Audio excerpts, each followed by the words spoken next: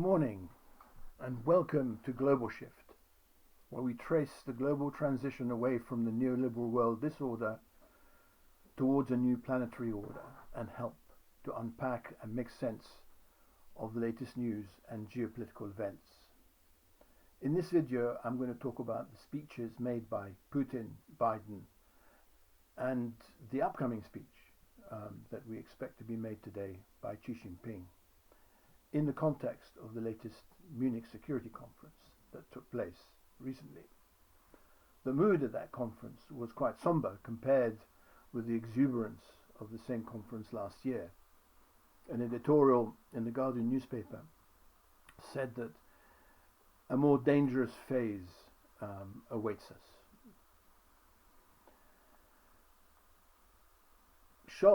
Olaf Scholz, the German leader, looked particularly uncomfortable during that conference. He was a man who looked as if he was being pushed from behind into the thick of things. He was telling his audience that he was doing his bit as far as arms sales, arms supplies rather, to Ukraine are concerned, but he awaited the response of other European leaders to follow suit. Scholz is just generally very uncomfortable at the moment. Scholz is the leader of the Social Democratic Party in Germany, and he's formed a coalition after the elections of 2021 with the Green Party and the Liberal Party. And although he has the largest number of seats, it would seem that he has 200 seats.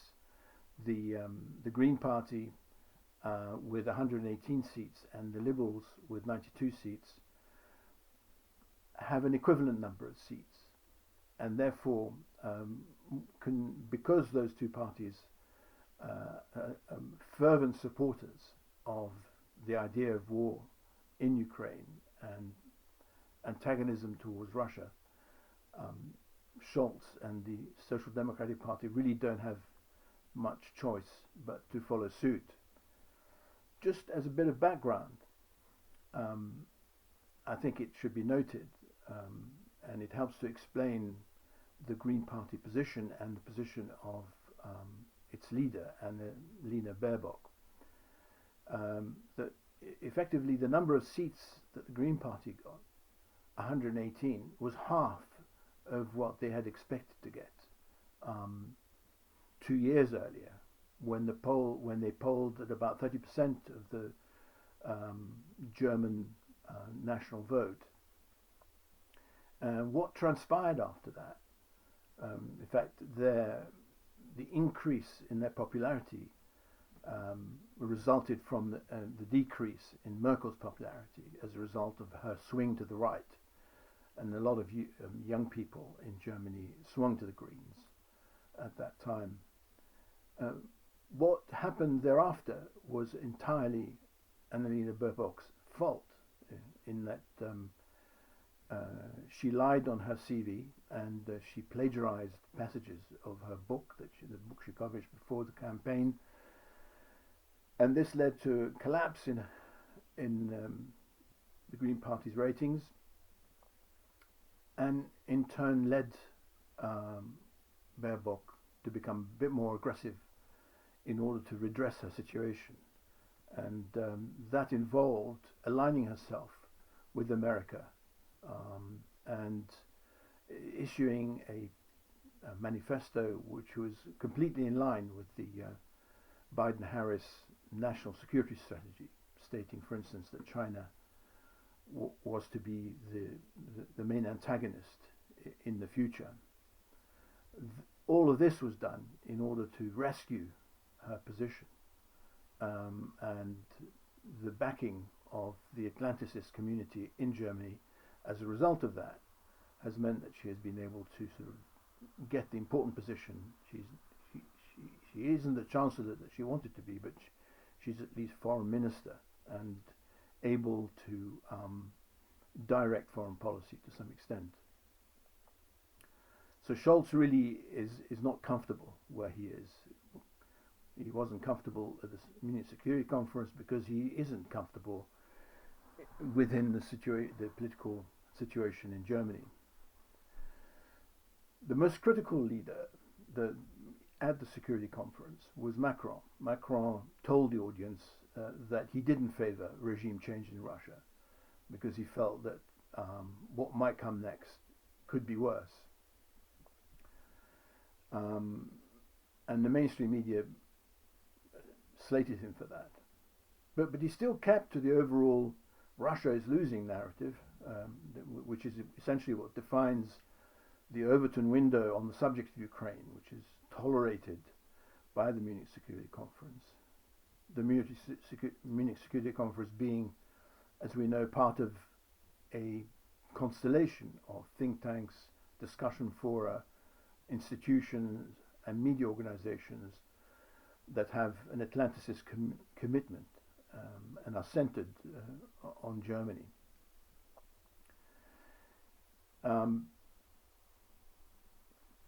If we go to Putin's speech in Moscow, on the other hand, whilst the Munich Security Conference was all about the war, Putin's speech was mostly about the economy. His speech at the Federal Assembly in Moscow. He talked about the economy and the investment that had to be made now in Russia proper, but in the Donetsk and Lugansk regions of Ukraine as well, in order to advance education, welfare, and production and jobs. And there was a recent IMF report that certainly blew wind into his sails, painting a really good outcome for growth in the Russian economy, which Putin mentioned in his speech, where people had expected Russian GDP to drop this year by 30%. It dropped essentially by less than 3%, possibly 2.9 to 2.7%, which loss it looks like will be compensated for in the growth in 2023. That is a pretty good outcome. And actually Macron referred to that in his speech in passing, which angered the audience at the Munich Security Conference. Putin, although he spent most of the hour and a half on his speech talking about the economy, he did make two important announcements about the war. The first was a conditional threat that if the collective West, NATO that is, provides weapons to the Ukrainian forces that have a greater reach than the current capabilities of Ukraine, then he will have to push the front further to the west in order to create a greater buffer zone between Russia and NATO. There are a lot of commentators that have noted the extent to which Russia has amassed troops behind the front lines and along the Russia-Ukraine border, and there's been an expectation of a major offensive for some time now. But these military capabilities, as Putin says, are there to push the front lines further west in the event of, for instance, Ukrainian forces obtaining longer-range HIMARS missiles. So really he is throwing the ball into the US and NATO court. It's all part of Putin's defensive mindset, which has informed from the beginning what he called his special military operation. The narrative that Russia is losing the war is based on completely different assumptions. You know, the assumption that Russia has failed to take and occupy Ukraine. Russia never wanted to do that. If we take account of a number of factors, let's take account, for instance, of the fact that Russia occupies 20% of Ukrainian territory, that it controls the Kherson region, which has the canal that supplies fresh water to Crimea, which was cut off by the Ukrainians before, and now is flowing. That Russian forces control the Zaporizhia power plant, the largest nuclear power plant in Europe, in order to protect it from Ukrainian mischief making in retaliation for the incursion into Ukraine by Russian forces, that it has freed the Lugansk Republic, that it is in the process of freeing the Donetsk Republic, both of these republics having now been annexed into Russia proper, I might say, that is still in control of Crimea, and that, the Pentagon has recently briefed US Congress to the effect that it is very unlikely that Russian forces would be able to push out, to be pushed back from these gains in the normal course of events in the near future. And if you add to that the survival of the economy, the points that Putin made and that Macron alluded to briefly, you would say that Russia is winning the war, and that it has essentially achieved its objectives. And I think that the somber mood at the Munich Security Conference can only be explained by the disconnect between these facts and the narrative permitted by the Western view. The second thing that Putin said is that he has suspended inspections in regard to the START treaty because he can no longer trust Western inspectors to visit Russian nuclear sites. This means that everybody now is flying blind in a period when actually nuclear arsenals are being renewed. Nobody has mentioned this, but the reason that we are in this position on nuclear weapons, people have mentioned it, but more recently in the discussions that are taking place, they haven't been mentioned. The reason that we are in this position in the matter of nuclear weapons, why George W. Bush, and then Trump started cancelling nuclear treaties in the first place, is essentially because of the arrival of China on the scene as a nuclear superpower. The arrival of China on the scene as a nuclear superpower has essentially destabilized the bilateral relationship that used to exist between the United States and the Soviet Union during the old Cold War. The fact that China's nuclear capacity has so far been shrouded in total secrecy. For instance, China has built hundreds of, if not 1,000 or more silos, and an underground system of extensive proportions to hold nuclear weapons, none of which it is clear from the satellites how China is positioning its nuclear weapons, what its strategy is, and where they are directed, and how many they have. So none of this is clear. And I think that this has a bearing on what is going to transpire in Xi Jinping's strategy in the coming period.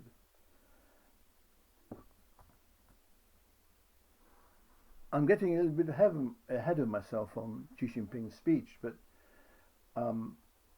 as I've been stressing in my articles on globalshift.com, Xi has been insistent that there's not going to be a nuclear war on the Eurasian continent on his watch. He even invited Dmitry Medvedev, who made some comments about the use of nuclear weapons by Russia in the event of certain things happening, he invited him um, to Beijing, and in his discussions discussed the fact that as far as China is concerned, there isn't going to be a nuclear interchanges on the Eurasian continent under Xi Jinping's watch. And this is important because China has something crucial it can offer at this juncture. It has a carrot that it can offer that will entice the US, not obviously Russia as well, but the US in particular, because of the bad relationship at the moment between China and the US, but entice the US to sit down and try and think of a new worldwide security architecture that includes tripartite discussions on nuclear weapons. It's my feeling that this is partially what is behind Wang Yi's proposed peace deal on Ukraine. It might not be said explicitly, we will wait and see what happens, but dangling a carrot like that in exchange for some kind of negotiations and a peace deal, I think is potentially going to be a successful strategy. I mean, some commentators have projected that China may begin arms shipments to supplying arms to Russia to help Russia in this war, but I think that commentary is incorrect. I think Russia appears to be doing well enough. In fact, its military capacity, military production, has astonished commentators. Although the one area where it seems that it hasn't innovated, which is a relatively new field in warfare, that of drone design and manufacture, Russia in that field has started building joint facilities with Iran. But otherwise, it doesn't seem as if Russia needs China's help in terms of arms supplies. That's on the one hand. On the other hand, Xi Jinping wouldn't want to anyway. I think the task that Wang Yi, who is the foreign policy supremo, if you like, we mustn't forget that Wang Yi under Hu Jintao was an early proponent of the wolf diplomacy that China has been adopting ever since about 2010. Wang Yi has been tasked to achieve the project of projecting China as the peacemaker, as the sensible power in the context of the United Nations, and to contrast that with a presentation of the US as the madhouse, as the unreliable partner. This is really important. This is extraordinarily important for China's relationships in the Indo-Pacific, because those countries in the Indo-Pacific that do have relationships to the US, they only have those relationships for security reasons, not ideological ones. And if China keeps to its peaceful strategy, then those powers will continue favoring China, although keeping their relationships with the US going. Now we come to Biden's speeches in Kiev and Warsaw. Biden visited Kiev quite extraordinarily with a laissez-passer from Vladimir Putin, no less. So Biden's visit to Zelensky was under the protection of Putin, which was played down by the American mainstream media, I might add, not unsurprisingly. And when we come to his speech in Warsaw, it was fundamentally the beginning of Biden's campaign trail 2024. I mean, totally irrelevant to what's going on in Ukraine. Typical American politics. And one could only remark the fact that this Seymour Hersh story, which came out about the blowing up of the Nord Stream pipeline, which put the blame directly on Biden, looked like it had impacted Biden negatively, and it is a story that he's going to have to live down. But the actual details of her story I'm going to discuss in my next video, which I hope you will watch as well.